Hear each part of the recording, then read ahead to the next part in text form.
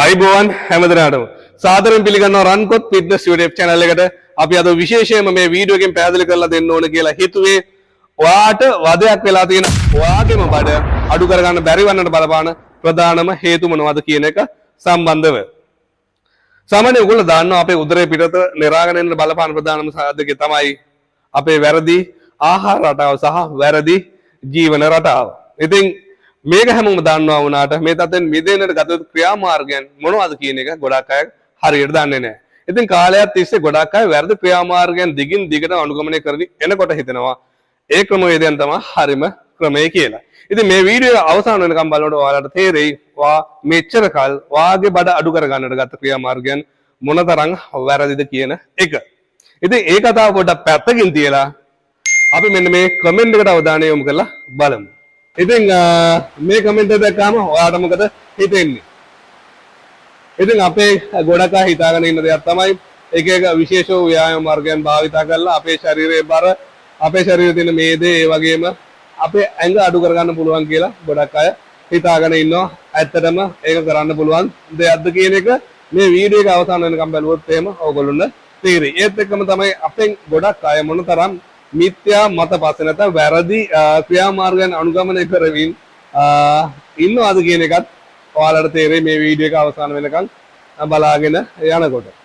ඉතින් අපි පළවෙනියට කරන ලොකුම වැරද්ද තමයි අවබෝධයක් නැතුව අපේ බඩ අඩු කරන්න කියලා හිතාගෙන අපි වැඩි වශයෙන් බඩට එක්සර්සයිස් කරනවා. සමහරවිට ක්‍රන්චස් සිට් අප් 100 200 දවසට ගහන අය ඉන්නවා මේ බඩ අඩු කරගන්න කියලා හිතාගෙන. ඉතින් ඒක තමයි පළවෙනි වැරද්ද. මොකද ඔයා හිතුවට ඔයාගේ බඩේ තියෙන මේද තට්ටුව දහනය කරන්නට පුළුවන් වෙයි කියලා ඔයාගේ ස්පොට් රිඩක්ෂන් එකකින් එහෙම නැත්නම් ඔයා ටාගට් කරන තැනින් අඩු කරන්න පුළුවන් වෙයි කියලා ඒක වෙන්නේ නැහැ. ඒක විද්‍යාත්මක පරීක්ෂණ වලින් තහවුරු කරන්න තියෙනවා. ඔයාගේ ටෝටල් බොඩි ෆැට් එකෙන් තමයි ඒක අඩු වෙන්නේ. හැබැයි ඒ තත්ත්වයට ඔයාගේ ශරීරය ඒ වෙනකොට ඇවිල්ලා නොතිබෙන්නත් පුළුවන්. සමහර විට ඉනිෂියල් ස්ටේජ් එකේ කියන්නේ ඔයාගේ රුධිරයේ තියෙන සීනි වලින්ම ග්ලූකෝස් වලින්ම ශක්තිය නිපදවන්න පුළුවන් නම් ඒක සත පහක වැඩක් නැති වැඩක්. ඒත් එක්කම තමයි ඔයා දන්නවා ඔයාගේ බඩට පිටිපස්සෙන් තියෙන ඔයාගේ කොන්ද කියලා. ඉතින් කොන්දේ අමාරුවක් බැරි වෙලාවක් තාවොත් එහෙම එතනින් එහාට වෙන්නේ ඔයා තව දුරටත් තරබාරු වෙන එකම තමයි. ඒත් එක්කම තමයි ඔයා මතක තියාගන්න වැඩි වශයෙන් ඔයා දිගින් දිගටම හරියමන් ඩයට් ප්ලෑන් එකේ ඉන්නේ නැතුව ඔයා ওই විදිහට එක්සර්සයිස් කරත් එහෙම සමාජයට මාංශ පේශි ක්ෂය වෙන්නට පුළුවන්. එතකොට යථා කාලෙකදී මොන විදිහෙන් හරි වාගේ ෆැට් එක බර්න් කරලා වා නැවත සික්ස් පැක් එකක් වාට විසිබල් වෙන්න ඕන කියලා හිතුනොත් එහෙම අන්තිමට බලනකොට වාගේ ෆැට් එකක් නැහැ බඩක් නැහැ සික්ස් පැක් එකක් නැහැ. ඒක නිසා තරයේ හිතර ගන්න වාගේ බඩ අඩු කරන්න කියලා හිතාගෙන නම් වා බඩට එක්සර්සයිස් කරන්න එපා. වාගේ මසල්ස් ස්ට්‍රෙන්ත් එක වැඩි කරන්න වා එක්සර්සයිස් කරාට කමන්නේ. ඒක සතියට වාර දෙකක් තුනක් හෝ අනිත් මසල් එකක් බිල්ඩ් අප් කරන එක්සර්සයිස් කරන විදිහට මේ වාර සංඛ්‍යාවෙන් කරගෙන යන්න. එහෙම නැතුව විශේෂයෙන් අර 100 200 වගේ ඉහළ ගයන් වලින් කරගෙන යන්න එපා. දෙවෙනියට ගොඩක් අය කරන වැරද්දක් තමයි නිරාහාරව ඉන්න එක. එහෙම නැත්නම් ඊටමන්ද ස්වල්ප ප්‍රමාණයක් ආහාර අරගෙන ජීවය පවත්වා ගන්න උත්සාහ කරනවා මේ බඩ අඩු කරන්න නැත්නම් ෆැට් එක බර්න් කරන්න කියලා හිතාගෙන. ඉතින් නමුත් මේක සාර්ථක ක්‍රමයක් නෙවෙයි. ඒකට හොඳම උදාහරණය තමයි ඔයගොල්ලෝ දැකලා ඇති ඔය අප්‍රිකානු රටවල ඉතාමත්ම අමාරුවෙන් ජීවත් වෙන රටවල් තියෙනවා. ඔයගොල්ලෝ දැකලා ඇති. මෙන්න මේගොල්ලෝගේ ශරීරයේ හැඩය බලන්න මේ ළමයින්ගේ ඒකට පේනවා ඇති ඔයගොල්ලොන්ට. මේගොල්ලෝ වැඩි වෙන නිරාහාරව ඉන්නේ. ස්ට්‍රෙස් එක වැඩි මෙන්න මේගොල්ලෝගේ. මේක විතරක් නෙවෙයි තව හේතු බලපානවා. නමුත් මේකත් ප්‍රධානම හේතුවක් වෙනවා. මොකද මේගොල්ලෝ නිරාහාර වීටිය කියලා මෙයාගේ උදර ප්‍රදේශයේ තියෙන ෆැට් එක අඩු වෙලා නැහැ. ඉතින් ඔයාත් මොකද වෙන්නේ? නිරාහාරව ඉන්න ඔයාගේ කෝටිසෝල් හෝමෝන් එක වැඩි වශයෙන් ක්‍රියාත්මක වෙලා මොකද වෙන්නේ? ඔයාගේ උදර ප්‍රදේශයේ වැඩි වශයෙන් මේදේ තැන්පත් වීම තමයි වෙන්නේ. ඒත් එක්කම තමයි ඔයගොල්ලෝ දන්නවා ගොඩක් අය ඉන්ටර්මිටන්ට් ෆාස්ටින් වල ඉන්නවා. ඉතින් ඒක නරකයි කියන්න බෑ. නමුත් නරක පැතිත් දැන් හොයාගෙන යනවා. ඉතින් මේක ඒතන සාර්ථකයි කියලා මගේ පෞද්ගලික මතය නෙවෙයි. ඒකට හේතුව තමයි ඔයගොල්ලෝ බලන්න අපිට පේන දකින්න දේවල් තියෙනවා. ඉතින් උදාහරණයක් විදිහට ගත්තොත් අපේ ගෞරවනීය ස්වාමින් වහන්සේලා බැලුවොත් එහෙම මේගොල්ලෝ උදේ දානේ වළඳනවා. ඒකම දවල්ට දානේ වළඳනවා. ඊට පස්සේ කිසිම දෙයක් මේගොල්ලෝ දානයක් වළඳන්නේ නැහැ. එතකොට මොකද වෙන්නේ? මේගොල්ලෝ නොදැනවත්වම ඉන්ටර්මිටන්ට් ෆාස්ටින් එක ඉන්නේ. ඒ කියන්නේ පැය 16ක් 18ක් බඩගින්නේ ඉන්නවා. නමුත් බහුතරයක් බැලුවොත් එහෙම ඉන්නේ වැඩි මේද ප්‍රතිශතයක් ශරීරයේ තියෙන ස්වාමීන් වහන්සේලා. ඉතින් සමා වෙන්න. නමුත් උදාහරණයක් විදිහට ගන්න ඕන නිසයි ඒ විදිහට මං ගත්තේ. ඉතින් එතකොට ඔයගොල්ලන්ට පේනවා ඇති මේකත් දිගින් දිගටම කරගෙන ගිහිල්ලා හරියන්නේ නැහැ. ඉතින් අපි නිරාහාරව ඉන්නවා කියන්නේ නැත්නම් ස්වල්ප පෝෂණ ආහාර ගන්නවා කියන්නේ එහෙම නැත්නම් අර කලින් කියපු විදිහට ඉන්ටර්මීඩියට් ෆාස්ටින් දිගටම කරනවා කියන්නේ මොකද්ද වෙන්නේ ශරීරයේ මේදේ තැන්පත් වෙනවා. ඒකට හේතුව තමයි ස්ට්‍රෙස් එක වැඩි, කෝටිසෝල් තැන්පත් වෙනවා.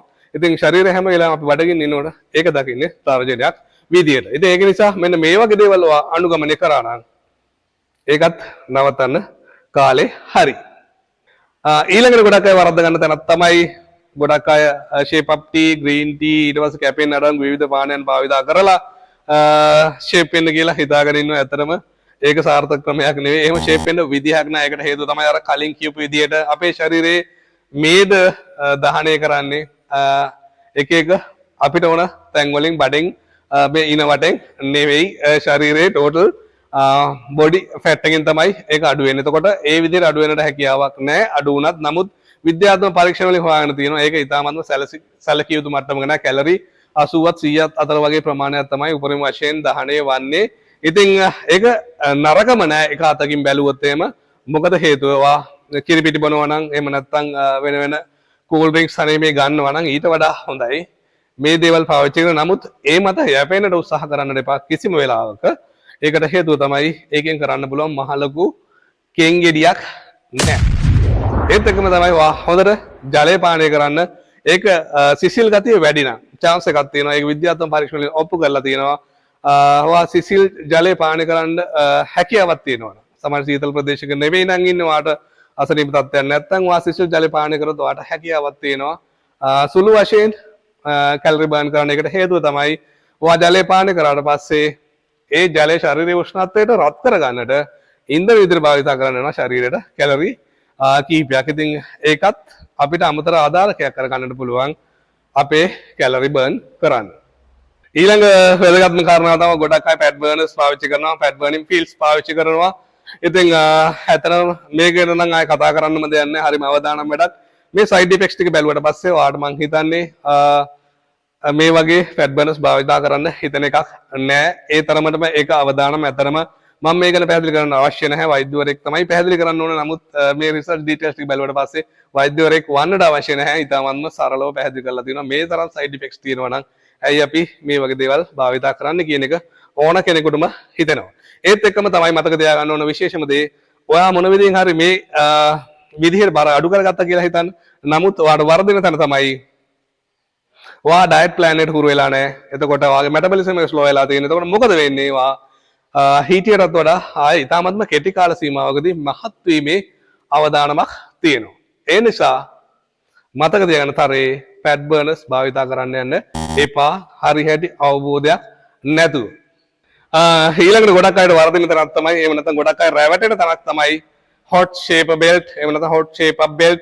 මෙන්න මේ වගේ විවිධ නම් වලින් භාවිතා කරන බෙල්ට් එකක් පාවිච්චි කරනවා මේ ඉනවටා උෂ්ණත්වය වැඩි කරලා මේ ඉනවටා මේ දේ දහනය කරගන්න පුළුවන් කියලා හිතලා. එහෙම නැත්නම් vibration belt සමහරව පාවිච්චි කරනවා.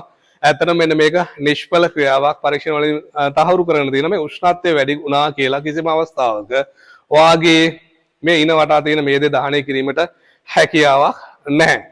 ඉතින් හොඳම උදාහරණය තමයි ඔය සමග ආසන්නයේ තියෙන රටවල් වල එහෙමනම් මහතා ඉන්න විදියක් නැහැ. මොකද උෂ්ණත්වය වැඩි. එහෙමනම් තරබාරු අය මේ ප්‍රදේශවල ඉන්න හැකියාවක් නැහැ.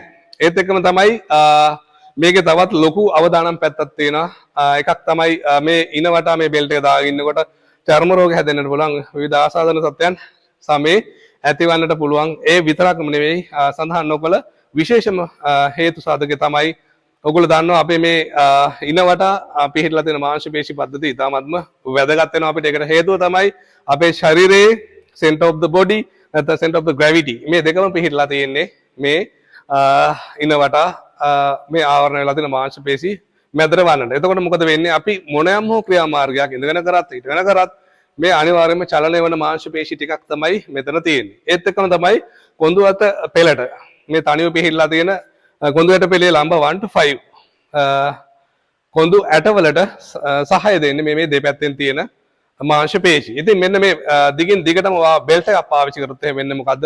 මේ කොඳු ඇට පෙළේ පහලින් පිහිටලා තියෙන මාංශ පේශී දුර්වල වන්නට හේතුවක් වෙනවා. මොකද මේ බෙල්ට් එක උඩින් පැලඳලා තියෙන නිසා. ඉතින් ඒක නිසා මේ බෙල්ට් එක පාවිච්චි කරන එක වහාම අදම නවත්තන්න.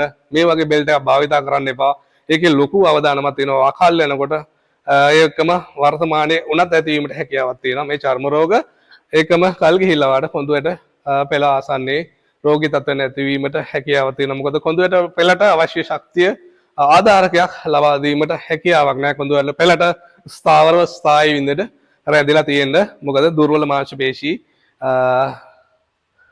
ඇතිවන නිසා. ඊළඟ හේතුව තමයි ගොඩක් අය මේගොල්ලෝගේ ශරීරේ බර අඩු කරගන්න නැත්නම් තරබාර බව අඩු කරගන්න කියලා හිතලා කාබෝහයිඩ්‍රේට් සම්පූර්ණයෙන්ම කට් කරලා දාන මෙන්න මේ වැඩේ කරන්න යන්න එපා. ඒකට හේතුව තමයි ඕගොල්ලෝ දාන්න අපේ ශරීරේ එනර්ජි සෝස් එක වෙන්නේ කාබෝහයිඩ්‍රේට්ස්. එතකොට අපි කාබෝහයිඩ්‍රේට් කට් කරා කියන්නේ හරියට අපි පෙට්‍රල් නැතුව නැත්නම් ඉන්ධන නැතුව දුවන වාහනයක් වගේ වෙනවා. එතකොට මොකද වෙන්නේ? මසල් බ්‍රේක් වෙන්නට පුළුවන්, වාගේ ස්ට්‍රෙස් එක වැඩි වෙන්නට පුළුවන්, ඉන්ධන යන්නට පුළුවන්. මේ වගේ ප්‍රශ්න ගොඩක් එන්නට පුළුවන්. ඒ නිසා වා හිතකර විදිහට වා කාබෝහයිඩ්‍රේට් අනිවාර්යයෙන්ම ඇතුළත් කරගත යුතුයි. ඉතින් විශේෂයෙන්ම වා සීනි අඩංගු ආහාර සුගරි ෆුඩ්ස් පුළුවන් තරම් අඩු කරන්න. ඒත් එක මතක තියාගන්න සිම්පල් කාබෝහයිඩ්‍රේට් අඩු කරාට කම්ප්ලෙක්ස් අඩු කරන්න යන්න එපා. මොකද ඒකත් ඔයාට හිතකර විදිහට බලපානට වැඩි හැකියාවක් තියෙනවා. ඉතින් අවසාන වශයෙන් ඔයගොල්ලන්ට පැහැදිලි කරන තවත් හේතු ගොඩාක් තියෙනවා. මම ප්‍රධාන ඒවා ටික විතරයි ගත්තේ. ඉතින් විශේෂයෙන්ම නගරපත ප්‍රදේශවල ඉන්න අය 10 11 වෙනකම් විතර වැඩ කරලා මේගොල්ලොන්ට ශරීරේ බර අඩු කරලා නැත්නම් මේද දහනය කරන්න දෙන අවශ්‍යතාවය නිසාම මේගොල්ලෝ රැය තිස්සෙත් ඇවිදිනවා ආපහු උදේ නැගිටලා ආයෙ වැඩට යනවා. එතකොට මොකද වෙන්නේ? මෙන්ටල් සහ ෆිසිකල් ස්ට්‍රෙස් එකකට මේගොල්ලෝ ලක් වෙලා කෝර්ටිසෝල් හෝමෝන් වැඩි වශයෙන් ක්‍රියාත්මක වෙලා මොකද වෙන්නේ? මේගොල්ලෝගේ මේ උත්තර ප්‍රදේශයේ මේ දේ තැන්පත් වීම වැඩි වශයෙන් සිද්ධ වෙනවා. මොකද ප්‍රමාණවත් නිින්දක් නැති නිසා. ඉතින් මෙන්න මේ රිසර්ච් ඩීටේල්ස් බලුවට පස්සේ ඕගොල්ලන්ට තේරෙනවා ඇති ඔයා නිදාගත්තොත් එහෙම ඒ ඇවිදින වඩා බෙනිෆිට්ස් ඔයාට හම්බ වෙනවා කියලා. ඉතින් ඒක නිසා නිදා ගන්න එක ඒ තරමටම වැදගත්. ඉතින් මේක බොහෝ දුරට වෙන්නේ නාගරික පරිසරයන් තුල නිසා අතරම ගම්බද ප්‍රදේශ වලට මේක ඒ තරම් අදාළ නැහැ. ඒකට හේතුව මෙන්න මෙයාලා අපි පස්සෙන් එළවන නිසා. හොඳයි. දැන් එනම් ඔයාට හොඳටම පැහැදිලි ඇති. ඔයාගේ බර අඩු කරන්න, ඔයාගේ බඩ අඩු කරන්න, ඔයාගේ මේදේ දහනය කරන්න ගිහින් ඔයා කොච්චර මෝඩ වැඩ කරන්න ඇද්ද කියලා එක. නිකමටවත් හිතන්න එපා. ඒක මෝඩ වැඩක් කියලා. ඒකට හේතුව තමයි ඔයා දැනුවත් වෙලා හිටියේ නෑ. හැබැයි දැන් ඔයා දන්නවා මෙතනින් එහාට කරොත් එහෙම තමයි ඒක මෝඩ වැඩක් වෙන්නේ. ඉතින් අවසාන වශයෙන් විශේෂයෙන්ම කියන්න ඕන දේ තමයි ඔයාගේ මේද සංචිතයේ මේද ගබඩාවේ යතුරු තමයි කැලරි ඩෙෆිසිට් එක. ඒ කියන්නේ ඔයා දෛනික ආහාර වලින් ගන්න කැලරි ප්‍රමාණයට වඩා වැඩි ප්‍රමාණයක් ඔයා දෛනිකව වැය කරන්න ඕනේ. ඒක ලොකු ගැප් එකක් තියාගන්න යන්න එපා. කැලරි 500කට වඩා අඩුවෙන් ඒක මේන්ටේන් කරගෙන යන්න. ඒත් එක්කම තමයි බඩ අඩු කරන්න කියලා බඩට එක්සර්සයිස් වැඩි වශයෙන් කරාට ඒකේ කිසිම තේරුමක් නැහැ. ඒකෙන් වෙන්නේ ඔයාව හෙම්බත් වෙන එක විතරයි. ඇත්තටම ඊටාත්ම අඩු කැලරි ප්‍රමාණයක් තමයි බඩට කරන එක්සර්සයිස් වලට දහනය වෙන්නේ. ඉතින් වැඩි වශයෙන් අපි කැලරි බර්න් කරන්න නම් මොකද්ද කරන්න ඕනේ? වැඩි වශයෙන් කැලරි බර්න් වෙන ඩෙඩ් ලිෆ්ට්, ස්ක්වොට්, ඒකම බෙන්ච් ප්‍රෙස්, රෝවින් වගේ කම්පවුන්ඩ් ස්ට්‍රක්චරල් එක්සර්සයිසස් වැඩි වශයෙන් කරන්නට වෙනවා. එහෙම නැතුව සිට් අප්, ක්‍රන්චස් වගේ බඩට එක්සර්සයිස් කරලා ඒකේ වැඩි වශයෙන් කැලරි බර්න් වෙන්නේ නෑ. ඒක නිෂ්ඵල ක්‍රියාවක් වෙනවා. එහෙනම් හම්බෙමු මේ වගේ වැදගත් වීඩියෝකින් පුළුවන් තරම් ඉක්මනට. good luck.